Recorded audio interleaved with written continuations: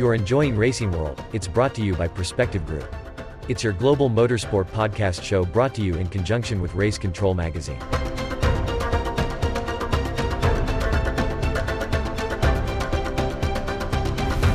Welcome to another edition of Racing World. 3 races remain now in the NTT IndyCar Series for 2023. Will anyone stop Alex Palou? Let's check it out. Well, I think that you can say this latest round of the NTT IndyCar Series and the Firestone Indy Next Series were dominated by Kiwis, and isn't that a great thing? And I'm going to have a bit of a chat about that a little later on. But let's start with the important things first. Scott Dixon, what an amazing performance to spin on the first lap and to come all the way back through the field and do it pretty easily. Sure, it got tense near the end and Rahal was without a doubt catching him, but the bottom line fact is to catch is one thing, passing is another, and Dixon, I feel, had all that in hand. But let's just take a look for a brief second at the record books behind Scott Dixon. His 54th race win, 19 straight consecutive years that he has produced a win in the NTT IndyCar Series, and 21 years where he has produced a win in racing in that type of category. 319 consecutive starts in the series, now surpasses Tony Kanaan on 318, so he is the longest streak of consecutive starts in the series. For Team Chip Ganassi Racing, it was 257 race wins as a team, 130 of those coming in IndyCar, and obviously 53 of those coming from Dixon. So they are just absolutely amazing stats from Scott Dixon, and they'll continue to grow, and I know that he wants them to continue to grow as well. So it just shows you the pedigree of this man, recognised next year as part of the American Motorsport Hall of Fame in 2024, and clearly a leading sportsman in this country. It doesn't get the recognition that it deserves at times, and we're going to, as I said, talk about that a little bit later in the show. However, Graham Rahal, great weekend for them. Bit of a turnaround for the Rahal Letterman team. Both cars on the front row, but Graham had some complimentary things to say about Scott Dixon at the end of the race. Go ahead. I mean, it's been done a lot before, but he certainly is great at what he does. And this is the second one he's stolen from me. 2020 July race. It was the same finishing order. So, is what it is. Rahal just fair and squarely beaten, but he gave it a good fight, and it was a good shot from that team, and it was good to see them back there. They seem to be very strong on the road course there. They rolled out from the truck straight away in practice and looked like they were cars to contend with, and very good performance from the Honda-powered cars across the weekend as well. Talking of Rahal, he did, however, say one thing which was very relevant, I felt, and how the lap traffic played a bit of a part in the race, in the closing stages, particularly even midway through the race. But he was very, very complimentary about our Marcus Armstrong. And Potts will tell you the same thing. When you're a second back of a car, it becomes a struggle, period. I mean, it's not easy. And the lapped cars, I wish they know that, they could make job, particularly in the closing stages like that, slightly easier. Having said that, on the flip side of that, I thought Marcus Armstrong was amazing, to let me right through. I mean, I was chasing his teammate. He certainly didn't need to make my life that easy, and he did a wonderful job. So, I saw both sides of it today, and Dixie had the same. So no, I don't think it affected my ability to go challenge Scott. It was the same for all of us at the front, trying to work our way through the lapped cars. And, that's just the way it goes sometimes. And then onwards, of course, to the race winner, Kiwi Scott Dixon. Another great performance. Looked incredibly fresh when he got out of the car. And from all accounts, he did it relatively easy. He felt that there was good performance in the car, plenty of fuel mileage that they were getting. And that's credit to everyone at HPD and Honda that were able to achieve that. And clearly something that Chevy wasn't quite doing the same around that track.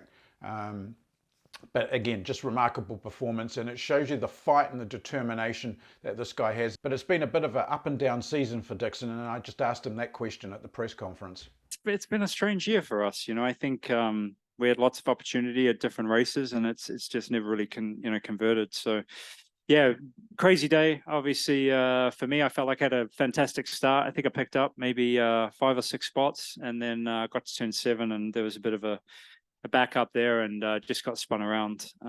So now I can say I got a spin and win at Indy, which is which is pretty cool. I know it's on the road course and doesn't count, but I'll still go with that story. But yeah, just we talked a lot in pre-race about kind of pitting early and getting off the maybe not so good tire for us, which was the black, and doing it around lap 4 or 6, and trying to have to get the fuel mileage to get it done. And I was actually shocked just the pace that we had. The car just kept doing the same lap times, mid 73s to 74 flats, and the fuel mileage, huge credit to Honda and HPD, was remarkably easy to get. So I think that the pace and obviously the tire dig that we didn't really witness too much was fantastic. But yeah, I think the only downfall for me was pushing too hard on that last stint on the first 3 or 4 laps, and killed the tire a bit. Because the rest of the race, we just kind of maintained a pace, and it wasn't that difficult to get. But went for some big laps early on in that last stint, because I knew I was getting a fresh set of tires and didn't have to go that long. But kind of heard it, and I guess made it a bit of a show and a bit of a race. But feels good, feels damn good to get this win, and feel sorry for Graham. But yeah, this is cool. Onwards now to the Indy Next Series, and Hunter McElrea, what a great standout performance from him. It's been coming all season long. We knew it had been coming. He had the faith. Everyone around him had the faith, and boy oh boy did he deliver this weekend. And what was a very rapid fire session for Indy Next. They practiced, qualified and raced all in the same day, so pretty demanding day for them, and he delivered absolutely bang on, that's for sure. Taking pole position for Indy Next and then backing it up with a flag to flag lap lead in that race, and that moves him up to second in the championship as well, with the same number of races remaining in their series. And he is a championship contender, and he deserves to be a championship contender, and it was great to catch up with him post-race. David Turner, Racing World, go ahead. Thanks very much, Dave. Well, Hunter, job well done. Congratulations. There was some comments earlier on in the NBC press conference when you guys were getting ready for your race about where this comes from in New Zealand. And as we know, we're only just getting started. So well done to you. You're waving the flag very high. Question for you, however, was the start of the race. I know I talked to your dad just before the start of the race. How important was that run to the first corner? Well, it's very important because I've qualified second here the last 4 races in a row.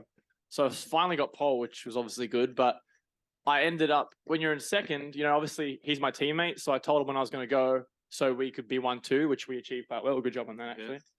But when you don't have a team member next to you, you end up kind of getting hung out to dry a lot of the times. It's going to be interesting to see tomorrow. Watch the guy in P2 and see where he ends up in turn 1. If he's able to slot in, then it'll be okay. But a lot of the time they get hung out to dry and you're fighting already. So it was obviously important. I kind of got a little lead there. The first 10 laps, I was just I thought I was looking after my tires, but I clearly wasn't. But the first 10 laps, I was like, okay, this is going to be a pretty straightforward race, managing the gap. And that obviously got me on my way. So that was the first very important piece of the puzzle, you could say. Yeah, because you were on the outside, if you like, back in May, and certainly quite a different scenario there, isn't it?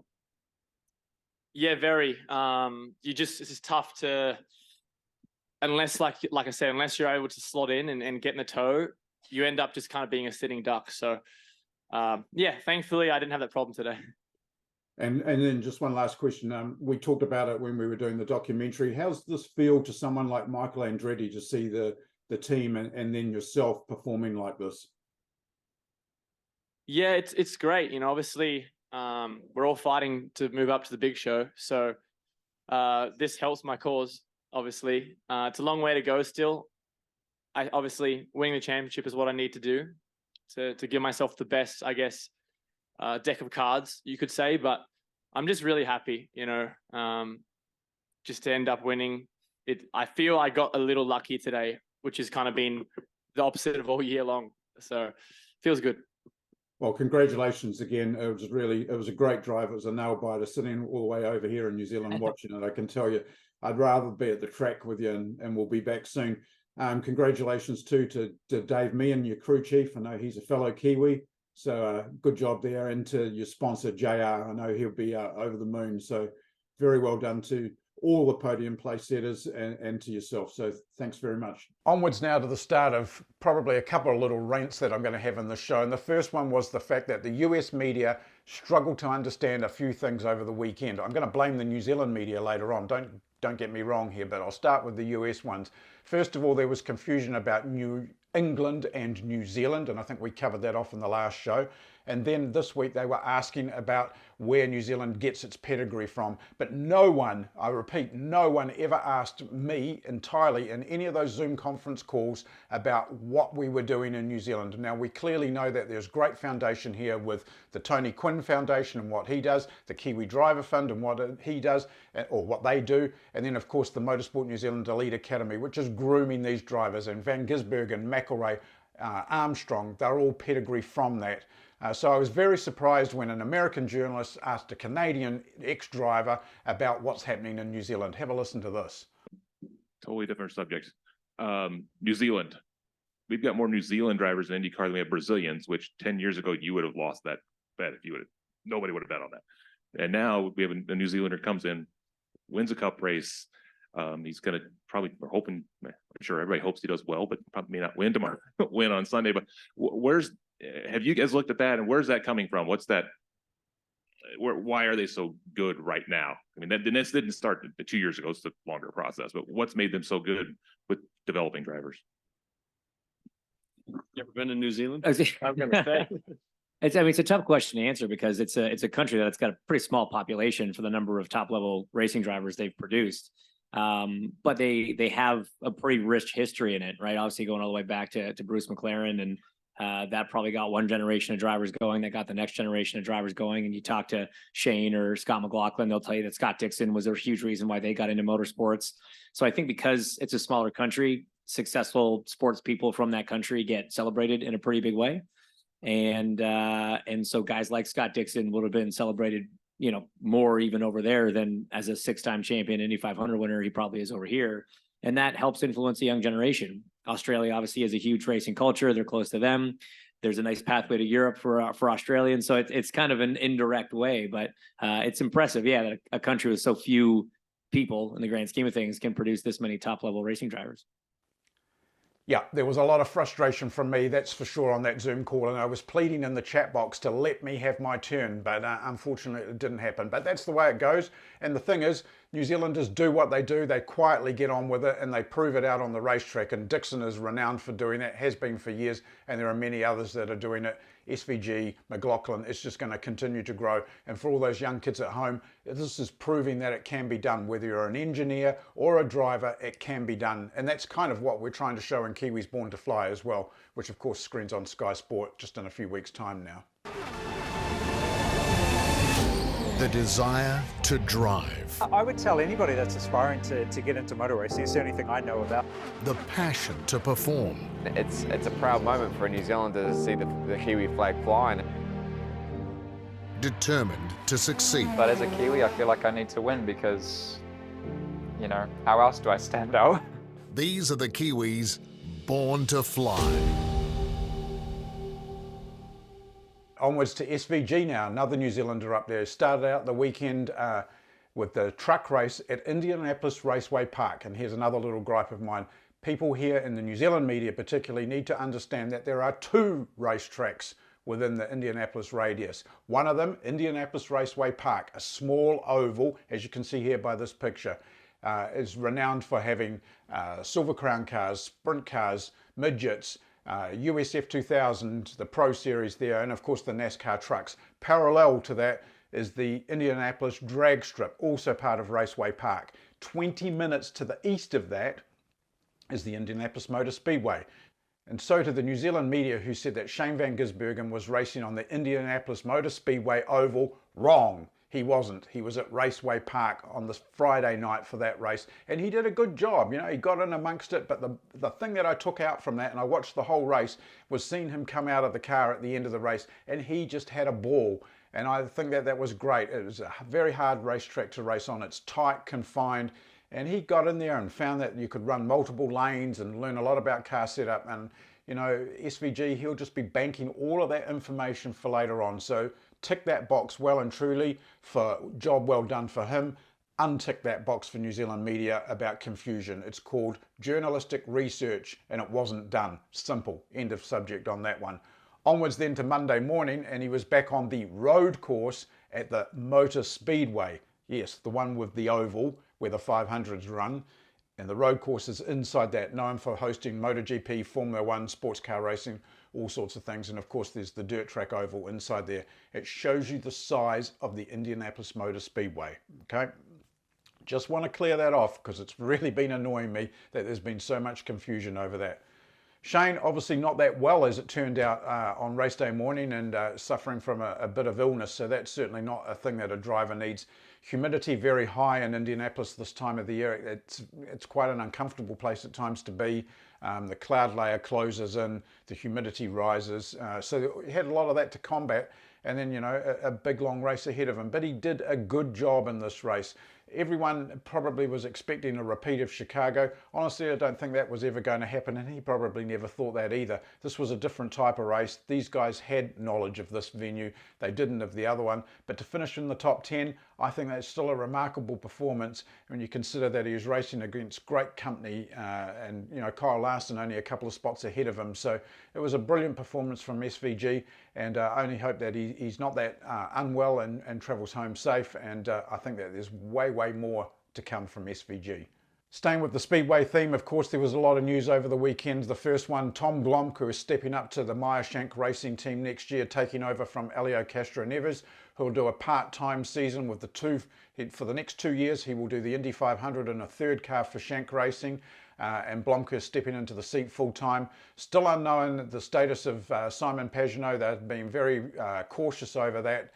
And we can wish Simon just the very best. He's a great guy, always very friendly to talk to. Love talking to him. So get well, Simon. We're thinking of you.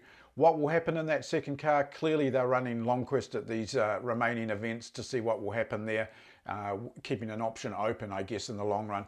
Elio now also a part owner of the team, and he'll come on, which seems to be the latest fad amongst these guys, as a driver coach or a driver mentor within the team, pretty much like TK's doing at the Arrow McLaren team, and pretty much what Dario's been doing for many years at Chip Ganassi Racing. So that's the first part of the puzzle that we saw. Then Alex Palau-gate re-emerged itself with trading news releases between Zach Brown at McLaren, and then it was backed up by one from Chip, who very seldom comments on things. The whole thing seems to be in a bit of state of flux. There's accusations of people suing each other again, all sorts of things. So we haven't heard the last of that, but there was a very interesting comment made over the weekend, and that is Roger Penske won't take kindly to all this dirty laundry being played out in public and tarnishing his series. So I would suspect that that will be made to go relatively quiet until it's sorted, rather than this airing of laundry in the public space, shall we say. Let's just wait and see, but I'm kind of thinking that's how it will play out. Will Palau be at Ganassi's next year? I think the tide has turned and he will be. So where does that leave everyone else? It's a very interesting question, and only time will tell. Well, the other big announcement over the weekend was the livery reveal of the Arrow McLaren Indy 500 entry for Kyle Larson for 2024. Larson's already spent a lot of time around the team. He was there in May this year, taking it all in and just absorbing, getting a lot of help from TK already. And this is a big project in the win. It's been nicknamed the Hendrick 1100 because Larson obviously will do the 500 miles at Indianapolis Motor Speedway in May, and then fly that night or that afternoon straight back to Charlotte to do the 600 miles in the NASCAR Cup Car. So it's a big doubleheader. No one's done it in quite a while, so it's a very big thing. But the attitude towards this Indy 500 program is very special. Larson's a bit of a different beast to, say, someone like Fernando Alonso, who you know was there as a name, if you like, a few years ago. Larson is very much a different beast, and he's a racer by heart. So it will be very good to see just what he can do. He's already spending a lot of time with Chevy and with McLaren getting up to speed, and he's spent a lot of time in their simulator program in their facility, which is right near where he's based in Charlotte. So had a chance to ask him some of those questions and get some of those answers. Yeah, no, it's I when I'm in town, I work out there in the morning. So I spend a lot of time at the Chevy Center, may just be in the gym, but yeah, it's nice. You work out and walk downstairs and hop in the simulator. So that facility is state of the art too. I mean, it is truly amazing. They did an amazing job with it. So, and yeah, it's right next door to HMS as well. So it's all right there, everything I need. And yeah, I look forward to spending more time in it just to try and prep as much as possible. I did Mid-Ohio, and it was I would say, like, when I first got in it, I thought I would be out of control and, you know, in the grass, all this stuff. And I was like, okay, I feel like I'm doing all right. Like, I feel like I got into a rhythm, and, you know, they were just, the engineers and stuff were staying pretty quiet, you know, and just, they would chime in like, hey, you know, everything looks good. Just keep working on your braking zones and stuff. I'm like, okay, you know, more brake pressure, whatever, go a little deeper. Like, yeah, that's a little better. I'm like, well, how much more do I need? And they're like, well, you need about 1,000 more pounds of brake pressure. I'm like, what? Like, you know, so the max brake pressure there was like 2,800 pounds. You know, that's insane. I've never pushed anything that hard. You know, like, for instance, here into turn one, we'd be like 800 pounds of brake pressure max. So trying to get your brain wrapped around slamming the pedal that hard and releasing it quickly, but also like maintaining some, was just super difficult for me. I couldn't ever figure it out, and felt like I regressed once I got closer to the max brake pressure stuff. So, and then yeah, Felix Rosenquist, he showed up and was way faster than me, so it was starting to get frustrating. But it was just eye-opening to see data, right? Like, I've always heard about, you know, the downforce cars and braking and all that, but I've never seen, you know, the telemetry of what they're doing behind the wheel. So that was definitely interesting to see, and how consistent they can be while pushing that hard was pretty wild. So definitely eye-opening, and like I've said, you know, in other interviews, like, no matter the result from this whole experience, I'm going to come out of it a better race car driver. I already have, I think, just in the short amount of time I spent in the simulator. So you know, it's definitely having the support that I do from the teammates at Aero McLaren as well as Chevrolet, and drivers who have, you know, raced Indy cars stuff before, as well as stock cars. You know, I'll have a lot of people to lean on to soak up a lot of knowledge. So very, very thankful for that. Okay, a couple more things just before we go. Las Vegas Formula One Grand Prix. I know we've been talking about this for the last few weeks. The latest news to come out of Vegas this week is that for 10 days prior to the Grand Prix, not including Grand Prix weekend, but 10 days prior to the start of the Grand Prix, the entire Vegas Strip and the surrounding area, in terms of roads that cover the Formula One venue, will be closed permanently, closed for all traffic. Now, I can tell you that will be a nightmare, because that is hard enough to drive along at the best of times. Closing that section of the Strip for that amount of time will just be absolute chaos. That's the only way I can describe it. However, this is what comes when you put a motorsport event, whether it be Detroit or Miami or wherever, into a downtown street environment. These things have to happen. You don't build a circuit overnight. So, you know, again, there's always a story to both sides. Formula One, you know, have a job to do here. City of Las Vegas have agreed to this, and this is how it's going to happen. But there's some big structures going, particularly the one in front of Bellagio, which you can see in this this photo that I've got here, or rendering that I've got here. And that's going to cut off a lot of the footpath area as well. So it is going to be an inconvenience, but, you know, that's the way it goes. And then just finally, just finishing off my multiple rants that I've had in this show about things. There's been a lot of talk amongst a lot of social channels that I've seen over the last few days about what New Zealand media do or don't do in terms of covering motorsport people in this country. I kind of agree with a lot of them. A lot of what motorsport athletes are doing, whether it be in Europe like Brendan Leach's currently, or Cassidy and Evans and what they're doing in Formula E, Vanderdrift and Giltrap and what they're doing in Asia, obviously the fleet of New Zealanders that we have in Australia doing what they do. You know, there's layers. Larson's in Japan, you know, it just keeps on going. There has to be a way of getting mainstream New Zealand news media to take attention to this. I don't know how that happens. I've worked in the media all my life. I obviously, up until 2009, worked for TVNZ, and I know how that organisation works inside. Sure, it's changed a bit, but the sport, needs to do something to help these networks out in terms of getting that publicity out. That is the only way the profile of this sport will change in this country in terms of recognizing what those people do. We get wall-to-wall coverage of the stick and ball sports, we see what the Warriors do every week, and rightfully so. They're a sporting team chasing media headlines as well. But the sport needs to raise its game, because right now we've had the best profile we've ever had in the US and we're not capitalizing on it. So I don't know how you resolve that problem. Would love to be part of it to try and help that out, absolutely, because this type of era in the motorsport world only comes along so often, and we're right in it right now. So come on, New Zealand, let's really, really capitalize on it.